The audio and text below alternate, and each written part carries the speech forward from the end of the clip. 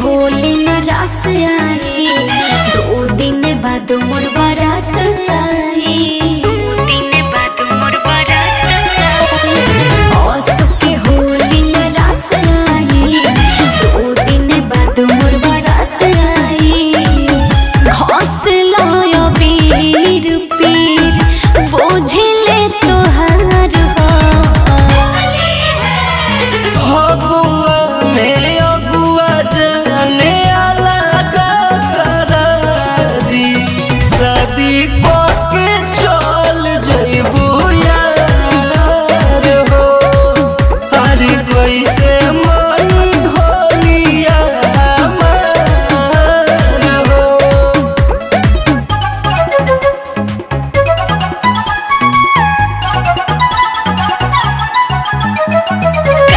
Studio Ara.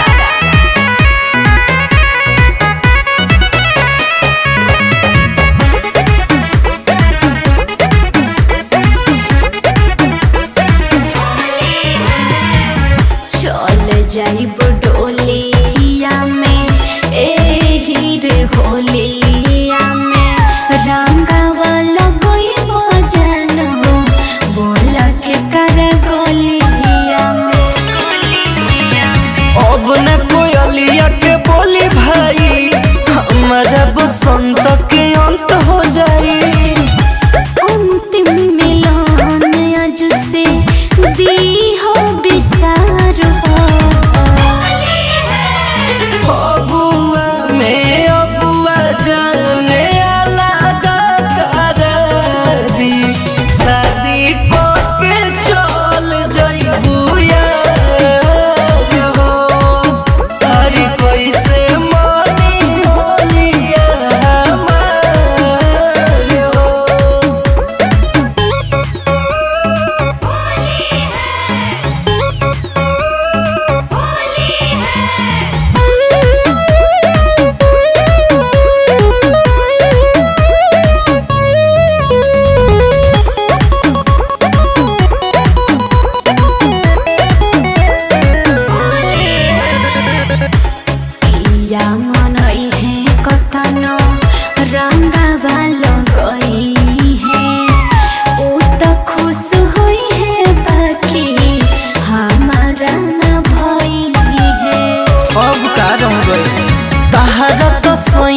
संग हो जाई, एने पिंटू लवलवा बेरंग हो जाई।